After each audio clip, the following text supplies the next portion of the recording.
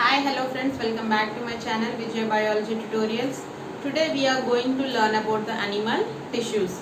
In the previous video we have learned about the plant tissues and today we are going to learn about the animal tissues. Before going into the topic, please do subscribe to my channel by hitting the bell button. Thank you. Now coming to the topic. So, animal tissues. Already we learned about the plant tissues and we learned what are the different tissues that are present in the plants like meristematic tissues, ground tissues, vascular tissues, like that we have learned number of the tissues. So now in our video today we are going to learn about the animal tissues. Okay, so here first of all, what is a tissue?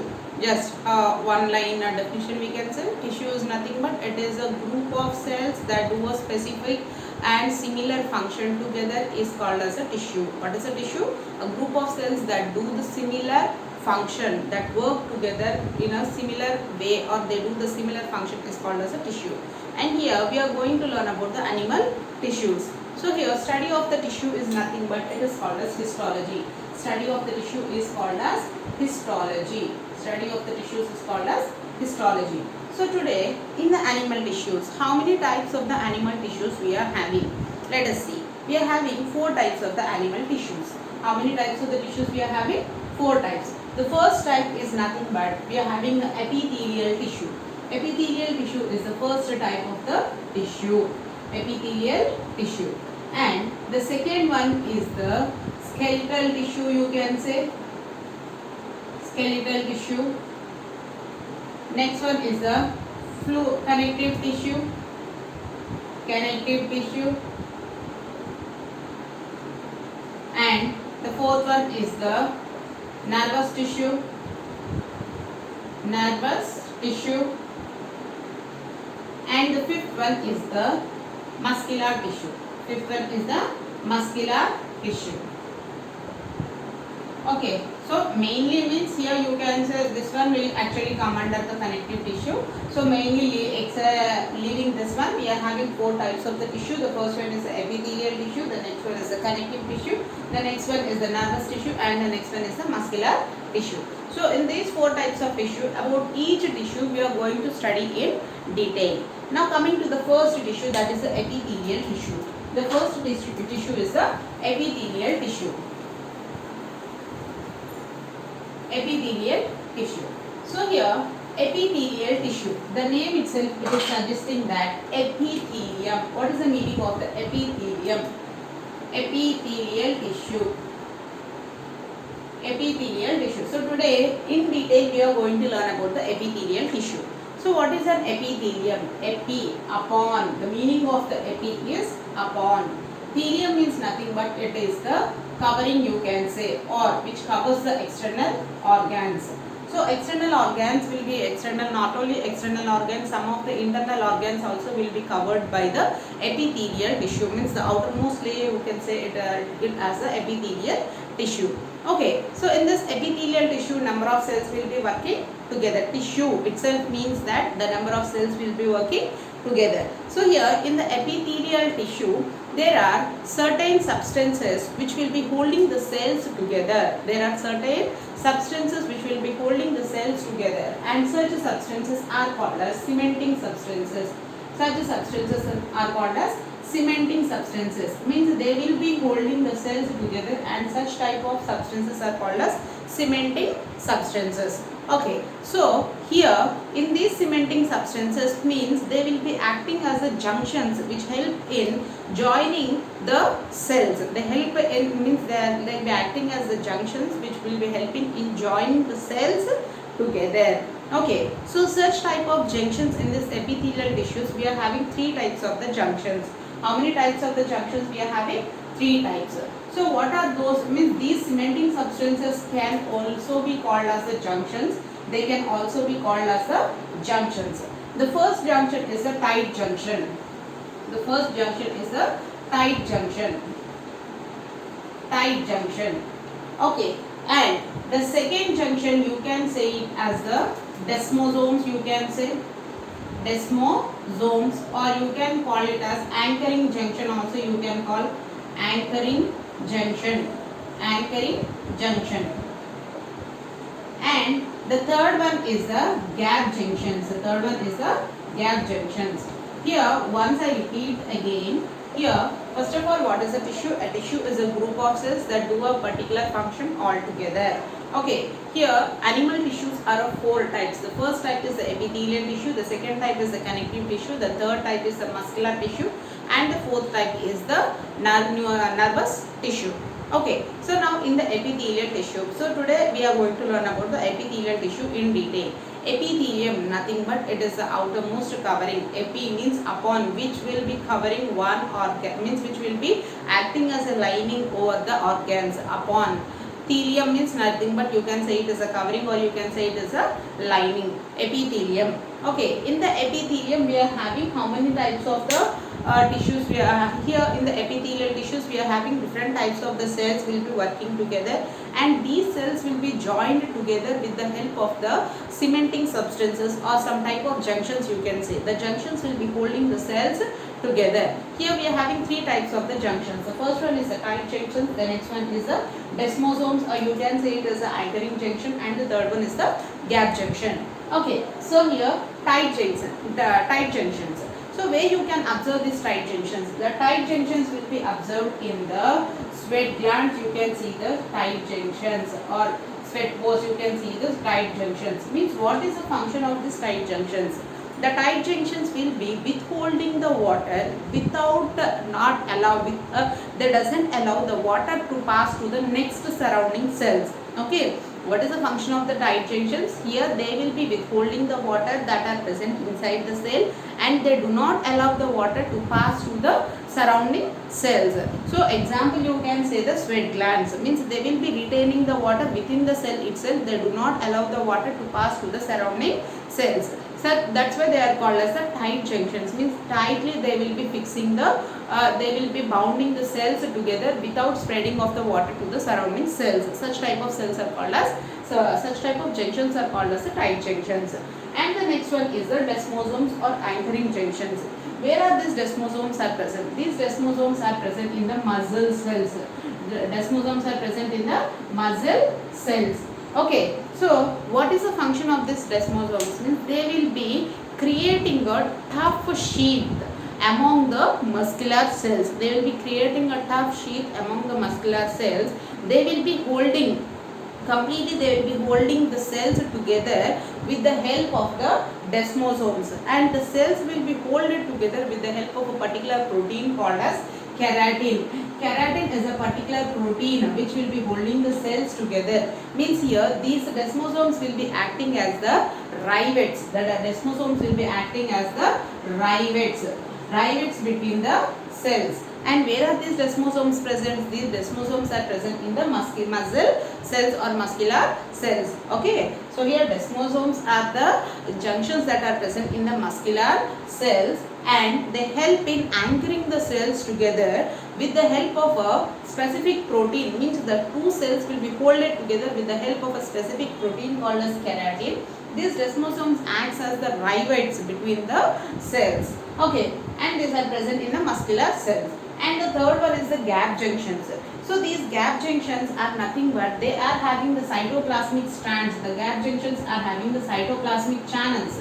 Cytoplasmic channels that will be helpful for the flowing of ions, amino acids, sugars from one cell to the next cell. Okay, to the adjacent cell. Here the gap junctions will be acting as the cytoplasmic channels between the cells, and they will be helpful in the flow of the ions, sugars, amino acids from one cell to the next cell. And where you can see these gap junctions, means you can see these gap junctions in the cardiac muscles. You can see these gap junctions. The gap junctions can be observed in the cardiac muscles. So these three types of the junctions are very useful in the epithelial tissue for holding the cells together. Okay, so now just once again I will explain. Here the epithelial cells should be holded together with the help of the cementing substance, and that cementing substances can be called as the junctions. Here we are having three types of the junctions. The first one is the tight junction, and the second one is the anchoring junction. Third one is the gap junction, you can say. So tight junctions can be observed in the sweat glands. What does this tight junction do? Means they will be holding the cells without the flow of the water from one cell to the surrounding cells, and that you can observe in the sweat glands. Next, the second one is the desmosomes are the anchoring junctions. These anchoring junctions will be having a particular protein called as keratin. With the help of the keratin, the cells will be folded together. Means there will be a tough sheath will be prepared by these desmosomes. And you can see these desmosomes in the muscular cells. These desmosomes or these anchoring junctions will be acting as the rivets. They will be acting as the rivets, which is an important point. Next one is the gap junctions. The gap junctions are having the cytoplasmic channels. Means they are otherwise they can be called as the cytoplasmic channels. They are helpful in passing the material or passing or flow of the ions, sugars, amino acids from one cell to the adjacent cell. Such type of the junctions are called as the gap junctions, and these gap junctions are observed in the cardiac muscles. Okay, I think everything up to here, everything is clear. Next, going to the next topic.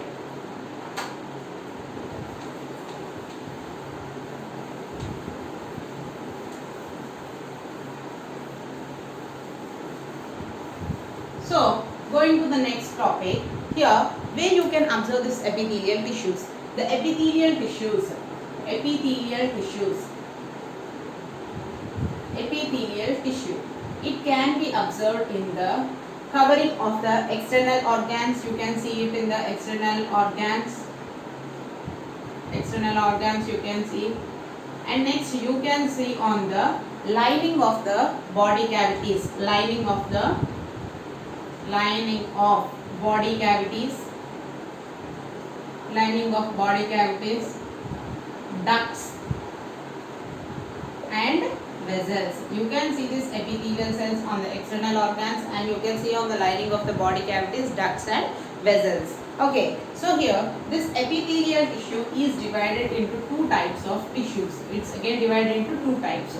The first one is the simple epithelium,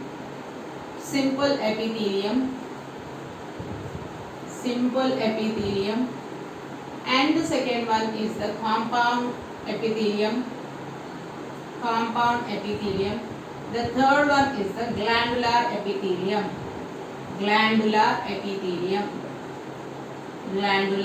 epithelium. So we are having three types of the epithelial tissues.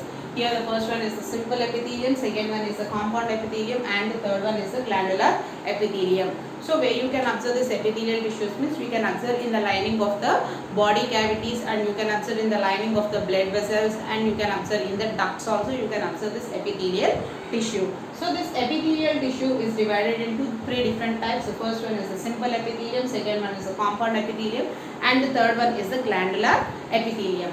Now coming into the simple epithelium, let us learn about the simple epithelium. Simple, the name itself it is telling that the epithelium is having only single layer of the cells will be present in this simple epithelium. So the simple epithelium is again divided into, the simple epithelium is again divided into three types. The first one is simple squamous epithelium. The second one is cuboidal epithelium.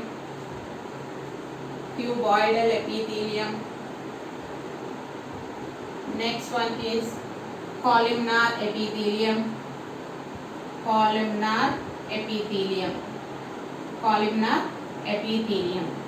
Again this columnar epithelium is divided into two types. Columnar ciliated epithelium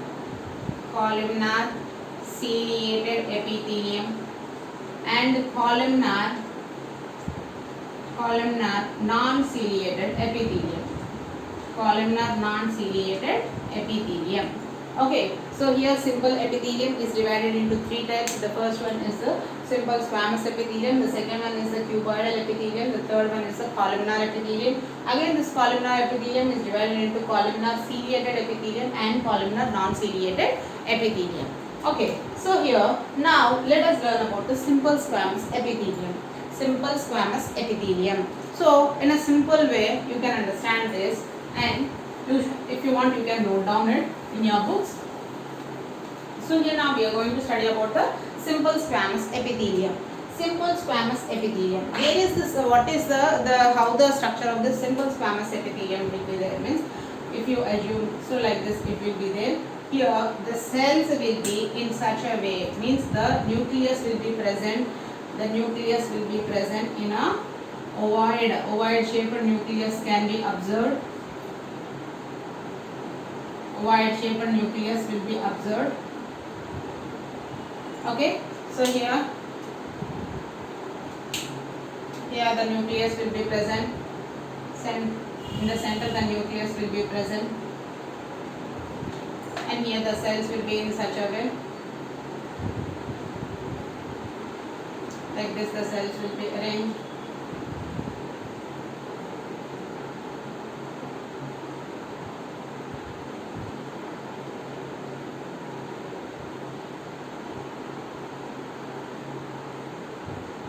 The cells will be in this way.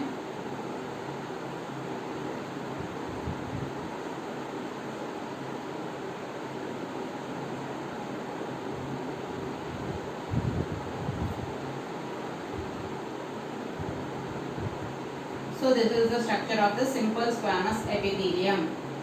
Simple squamous epithelium means that they appear like a flat tile-like structure. They appear like a flat tile-like structure. Flat tile-like structure,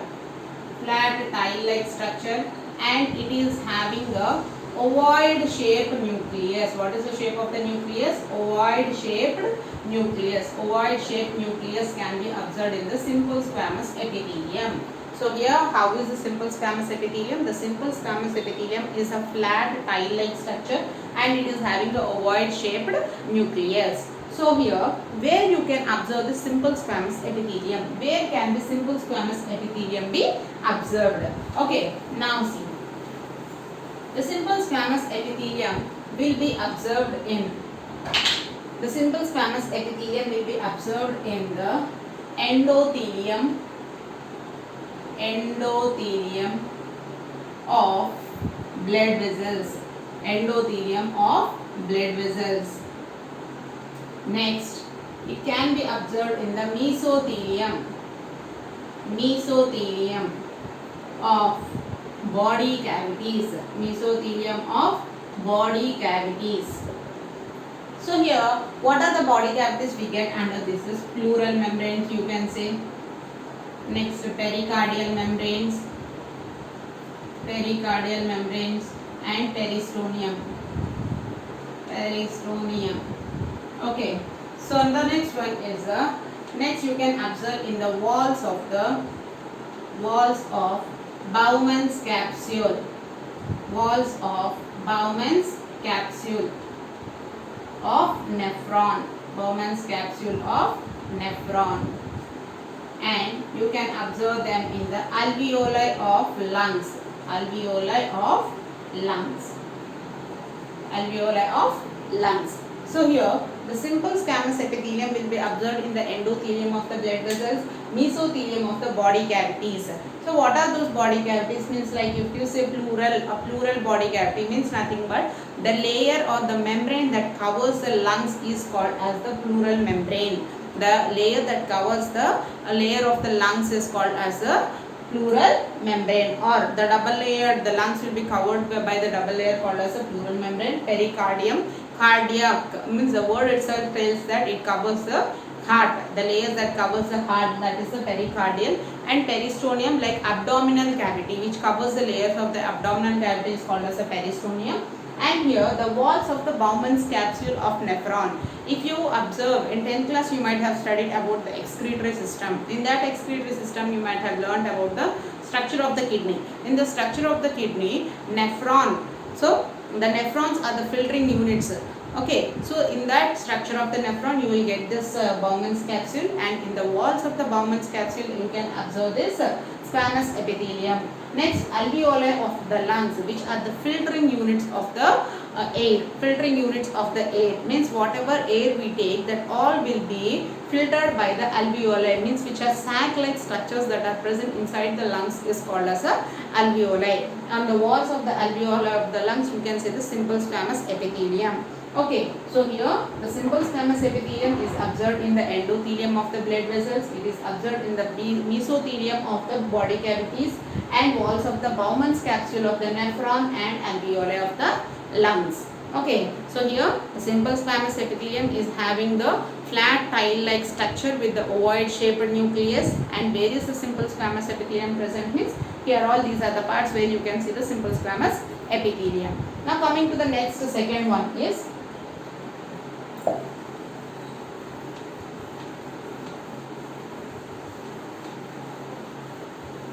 the second one is columnar epithelium, not columnar, cuboidal epithelium. The second one is the cuboidal epithelium. Here also the cells will be in this manner.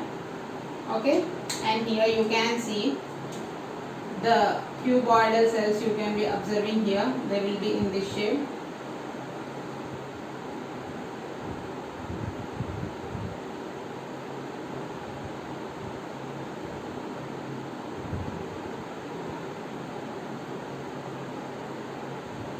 Okay, here inside you can see the nucleus.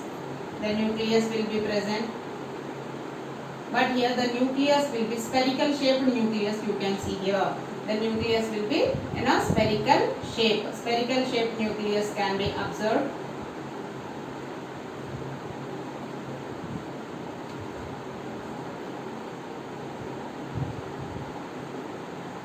Spherical shaped nucleus can be observed in the simple cuboidal epithelium. The cells will be cuboidal in shape and the nucleus will be spherical shaped nucleus. So where you can see the simple cuboidal epithelium. The simple cuboidal epithelium can be seen in the germinal epithelium. It can be seen in the germinal epithelium. Germinal epithelium means in the reproductive organs you can see this germinal epithelium. You can see here on the lines of the germinal epithelium of the reproductive organs you can see this simple cuboidal epithelium. And one more thing is proximal and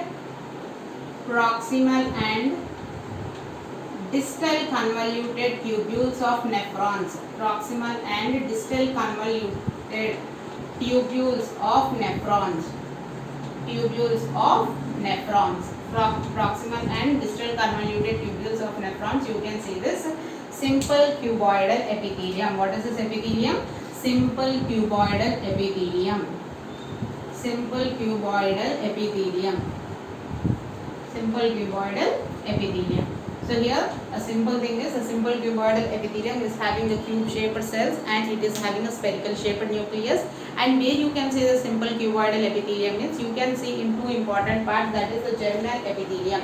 Where is this germinal epithelium present? The germinal epithelium is present in the reproductive organs. It may be means like in females, like you can take the ovaries you can take, and in the males testes you can take. There you can observe this germinal epithelium, and these are observed in the proximal and distal convoluted tubules of the nephrons. So in 10th class you might have studied. So proximal and distal convoluted tubules of nephrons, you can observe the simple cuboidal epithelium. So just as 4 points. First thing is the cells are cuboidal in shape. They are having the spherical shaped nucleus, and these are present in the germinal epithelium, and these are present in the proximal and convoluted tubules of the nephrons. Okay, next coming to the third one, that is the columnar epithelium. Third one is the columnar epithelium.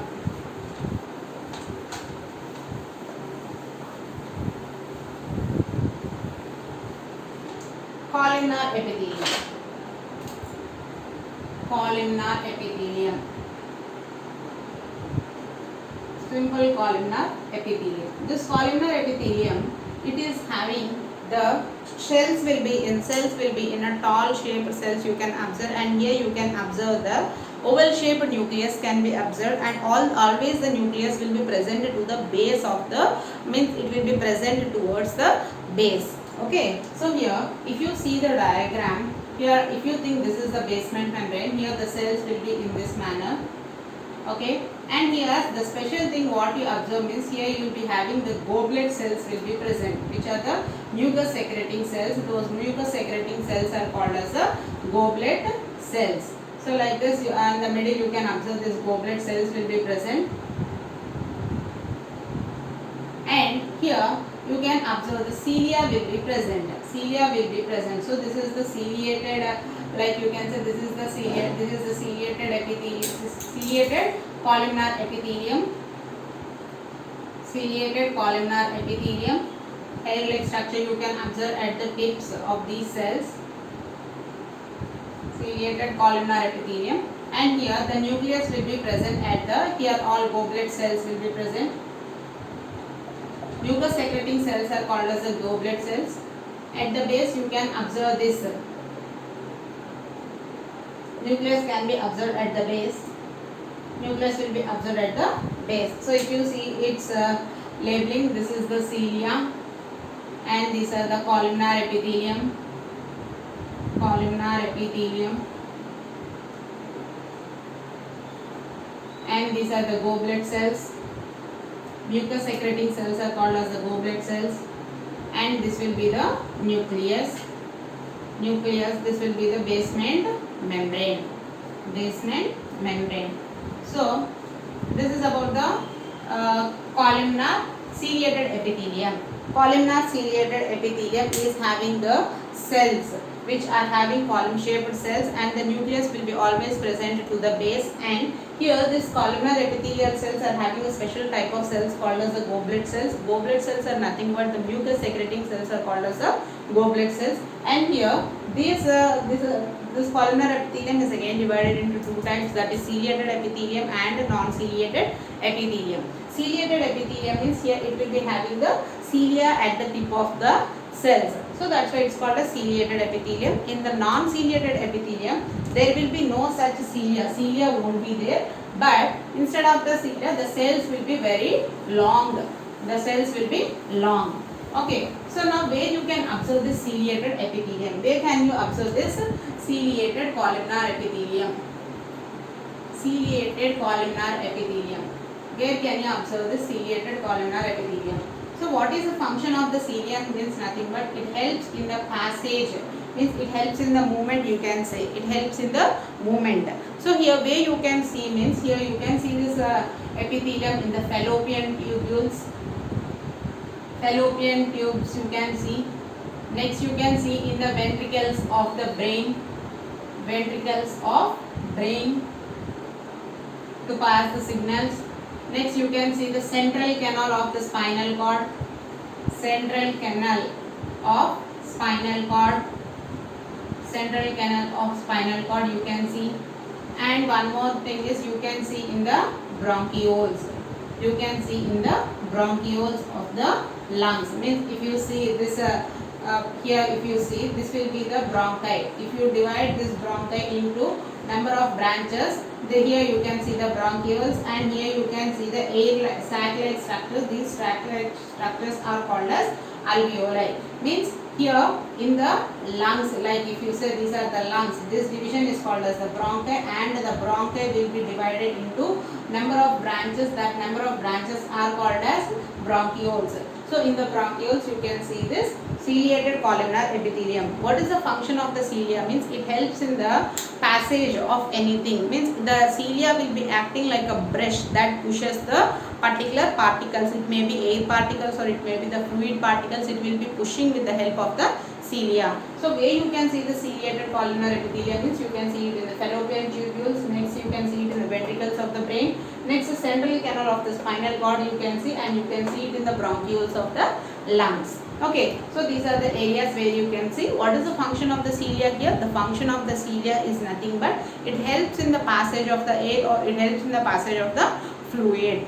Next, coming to the next one.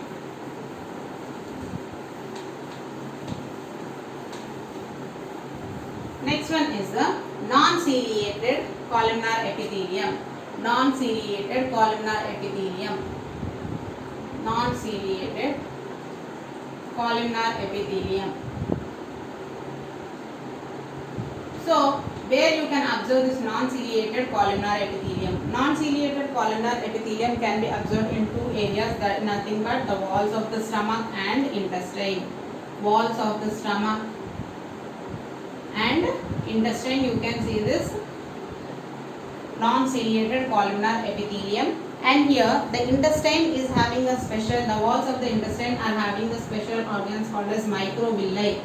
Microvilli will be present that help in increasing the space for the absorption. Means the microvilli helps in the absorption of the means the microvilli helps in increasing the space for the absorption. Okay, so here the non-ciliated columnar epithelium is present in the walls of the stomach and the intestine, and in the intestine microvilli will be present, which helps in increasing the surface area for the purpose of absorption. Okay, so up to here the columnar epithelium has been completed. Next, coming to the compound epithelium. So up to here simple epithelium has been completed. Now next one is the compound epithelium. So in the simple epithelium we are having the simple squamous epithelium, and we are having the simple cuboidal epithelium. Columnar epithelium is again divided into two types: ciliated columnar epithelium and non-ciliated columnar epithelium. So now we are going to the next topic, that is the compound epithelium.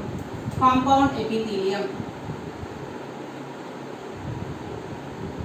Compound epithelium. So this compound epithelium is otherwise called as stratified epithelium. Stratified epithelium. Compound epithelium is called as stratified epithelium. Stratified epithelium. Okay, so here compound epithelium means here in the squamous epithelium we are having the cells only in a single layer, but here the layers will be more, means there will be one upon the other, multi-layered cells you can be observing. That's why it is called as a compound epithelium. The other name of the compound epithelium is the stratified epithelium. Here again in this stratified epithelium we are having two types. Stratified epithelium is again divided into two types. The first one is stratified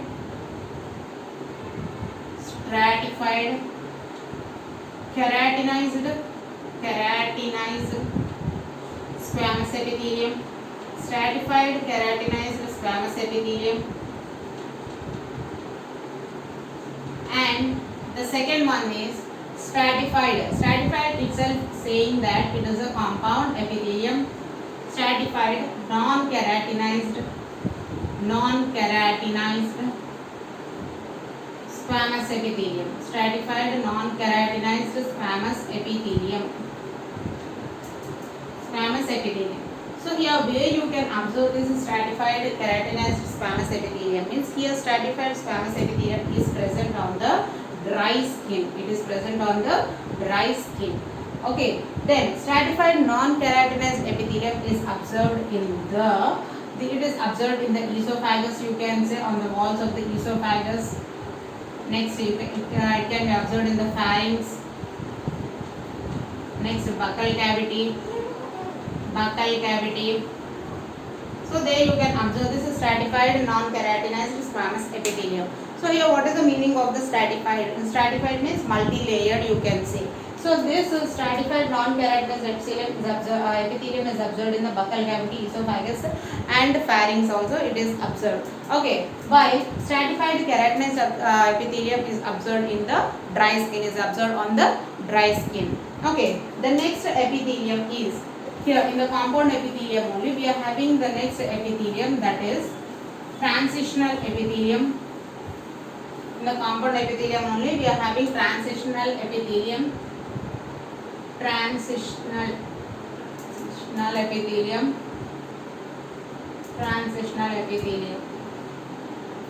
It is present in the transitional epithelium is present in the walls of the uterus.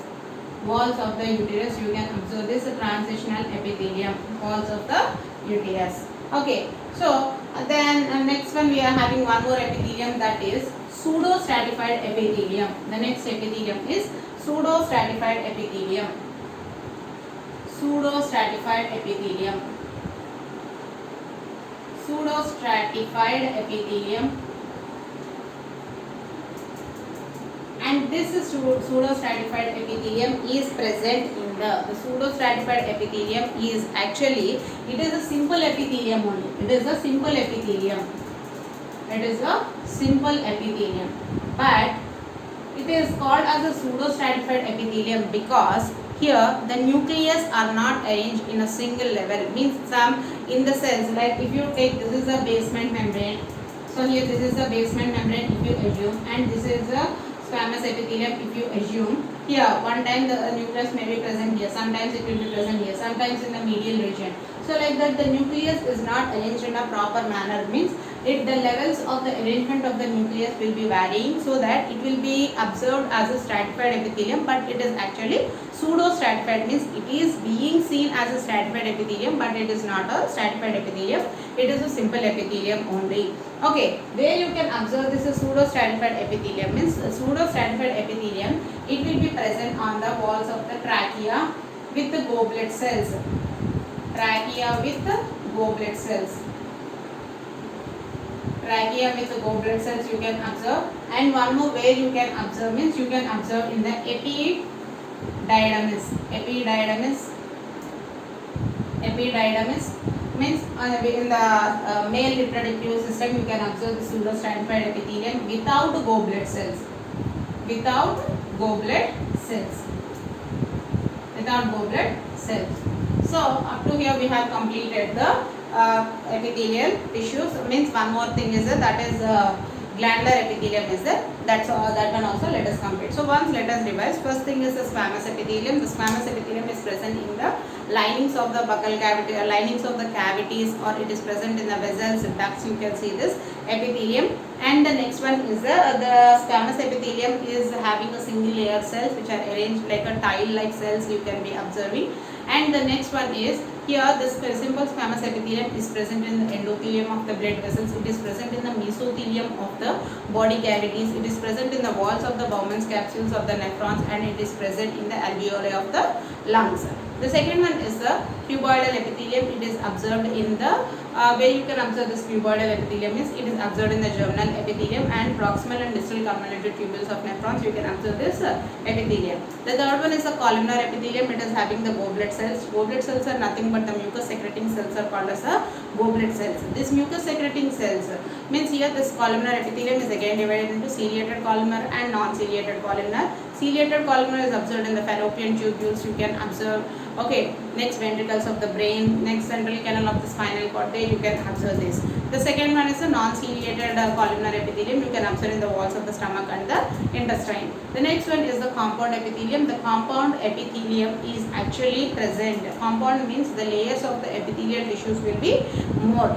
Means the layers of the epithelium will be more. So that multi-layered. That's why it is called as a stratified epithelium. This stratified epithelium is again keratinized and differentiated into keratinized and non-keratinized. Keratinized can be observed on the skin, and non-keratinized is observed on the non-keratinized is observed in the esophagus, pharynx. Okay, there you can observe. Next, pseudo-stratified epithelium. Pseudo-stratified epithelium is present on pseudo-stratified means it is actually a simple epithelium. It doesn't comes under the compound epithelium. Due to the arrangement of the nucleus, it will be appearing as a stratified epithelium. And here you can observe in the trachea with goblet cells. You can observe. Next, epididymis without goblet cells. In these parts, you can see this pseudo-stratified epithelium. Okay, the next one and the last one is the.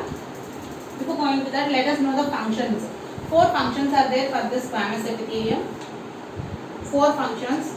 The first function is it helps in the absorption. Next, it helps in the diffusion. Absorption, diffusion, filtration. Absorption, diffusion, filtration. And the fourth one is the secretion. So these are the functions of the squamous epithelium. These are the functions of the squamous epithelium. Now coming to the next topic, that is the glandular epithelium, which is the last one of the epithelial tissues. Glandular epithelium. Glandular epithelium. Glandular epithelium. So this glandular epithelium, where is this glandular epithelium present? Means how is this glandular epithelium formed? The glandular epithelium is formed from the cuboidal or the columnar cells. Columnar or cuboidal cells. It is formed from the cuboidal or columnar cells. Okay. And here this glandular epithelium, it may be unicellular glandular epithelium or multicellular glandular epithelium. So this glandular epithelium again divided into two types: unicellular glandular epithelium, unicellular and multicellular, unicellular and multicellular. So this unicellular, it is present, means the cells are isolated, the cells are isolated, and these isolated unicellular can be observed in the walls of the gut. You can observe walls of the gut, walls of gut. And here this multicellular glandular epithelium can be observed in the salivary glands. It can be observed in the salivary glands, salivary glands. So here the glandular epithelium is formed from the columnar epithelium or the cuboidal epithelium, and this glandular epithelium is having two different, one is unicellular, the other one is the multicellular glandular epithelium. Unicellular glandular epithelium is observed in the walls of the gut, and the multicellular glandular epithelium is observed on the salivary glands. Okay. Now coming to the next topic, that is, here this glandular epithelium, based on its secretions, means how it will be secreting the things. Based on it, it is divided into two types. The first one is the exocrine glands, exocrine and endocrine, exocrine and endocrine, exocrine glands and endocrine glands. So this exocrine glands are called as duct glands, and endocrine glands are called as ductless glands, ductless glands. So these are of two types: exocrine glands and endocrine glands. The first one is the duct glands, and the second one is the endocrine glands are called as the ductless glands. Exocrine glands, what do these exocrine glands secrete? The exocrine glands will be secreting, they will be secreting the oil, they will be secreting the ear wax, they will be secreting the digestive enzymes,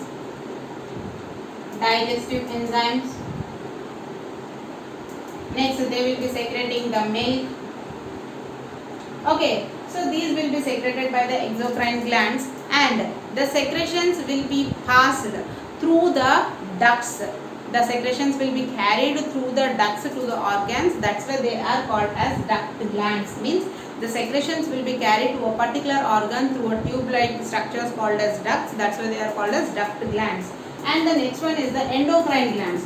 These endocrine glands secrete the special substances or the things called as chemical substances called as hormones.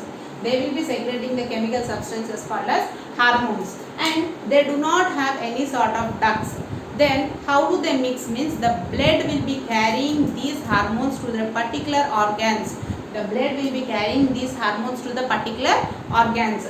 So they are not having ducts, only the blood will be carrying the hormones to the particular organs, and that's why they are called as the ductless glands. While these exocrine glands will be secreting the oil, earwax, digestive enzymes, milk, saliva, these all will be secreted by the exocrine glands to the ducts. Next, endocrine glands secrete a special chemical substances called as hormones. These hormones will be reached to the tissue or tissues or to the organs through the blood. The blood will be carrying these hormones. Okay, next here the exocrine glands are divided into three types.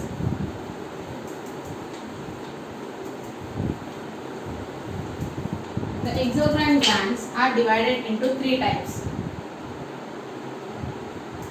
Exocrine glands are divided into three types.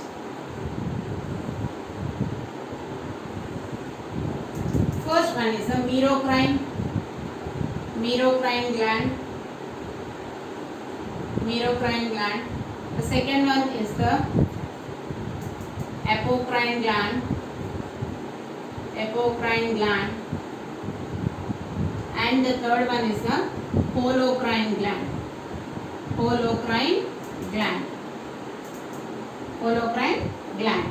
So the exocrine glands are divided into three types: merocrine gland, apocrine gland, and the holocrine gland. Where is this merocrine gland present? Means it is present in the pancreatic ducts. Pancreatic ducts, you can observe this merocrine glands, pancreatic ducts. Then apocrine glands will be observed in the mammary glands. Mammary glands, which produces the milk. Next, holocrine glands will be observed in the sebaceous glands, which produces the sweat. Sebaceous glands. Okay, so these exocrine glands are divided into merocrine glands, apocrine glands, and holocrine glands. Here, if you see in the merocrine glands, what happens? Here, the actual cellular material will be retained in that manner only.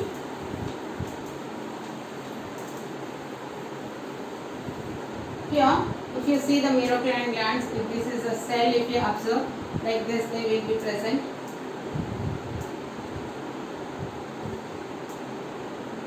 Here, the secretions will be in this manner, and here nucleus will be present.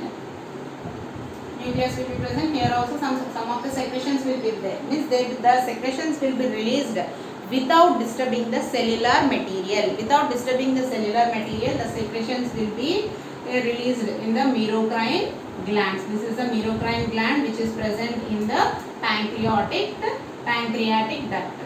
Pancreatic duct. Okay, means here the secretions will be released without disturbing the cellular material. The second one is the apocrine gland. The second one is the apocrine gland. Apocrine gland. Here a small pinch will be observed.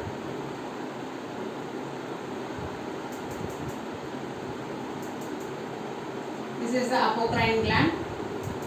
Here the tip, means here the cell material will be there. The tip will be the apical part of the cell will be secreted. The apical part of the cell will be pinched off and it will be secreted without disturbing the cell material. This is nothing but it is the apocrine gland, means the tip, the apical region of the cell will be pinched off without disturbing the cell material. It is observed in the mammary glands. This apocrine gland is observed in the mammary glands. Okay, and the third one is the holocrine gland. Completely the cell itself will be pinched off. The cell with the secreting organs. So if you think this is the cell which should be secreted with the secretory material, it will be completely pinched off. Means completely the cell will be pinched off. This part all together it will be pinched off along with the cellular material. And this holocrine is observed in the sebaceous glands. In the merocrine glands, the cellular material will not be disturbed. Only the secretions will be released in the merocrine glands, that is in the pancreatic duct. The second one is the apocrine glands. The apical part of the cell is pinched off without disturbing the cellular material. With that one can be observed in the mammary glands. The third one is the holocrine glands. Completely the cell with its secretory material will be completely pinched off with its cellular material, and this you can observe it in the sebaceous glands. So this is about the glandular epithelium. The glandular epithelium is formed from the columnar or the cuboidal epithelium. It is again divided into unicellular glandular epithelium which can be observed in the guts. Next, the second one is the multicellular glandular epithelium, can be observed in the walls of the salivary glands, you can say. And based on the secretions, the glandular epithelium is again divided into exocrine glands and the endocrine glands. The exocrine glands are called as duct glands because they will be secreting the oil, wax, ear wax like milk. If you take saliva, you can take digestive enzymes. These all will be secreted through the ducts. That's why it is called as duct glands. Endocrine glands are called as ductless glands. They secrete the chemical substances called as hormones, which will be secreted into the blood. Means the blood will be carrying these secretions to the particular organs. Here the exocrine glands are of three types, that is the merocrine glands, apocrine glands and holocrine glands. Merocrine glands can be observed in the pancreatic duct. Apocrine glands can be observed in the mammary glands and holocrine glands can be observed in the sebaceous gland. Completely the cell will be disintegrated, means there you can, that is the holocrine glands. Only the apical part of the cell is pinched off without disturbing the cellular material, means that is the apocrine glands. Merocrine glands means without disturbing the cellular material, the secretions are done, means that is the merocrine glands. Okay, this is about the glandular epithelium. So completely we have completed this video has been completed, means all we have learned in detail about the epithelial tissue. You can go through the textbook. Okay, so if you like this video, please do subscribe to my channel and hit the bell button. Thank you for subscribing.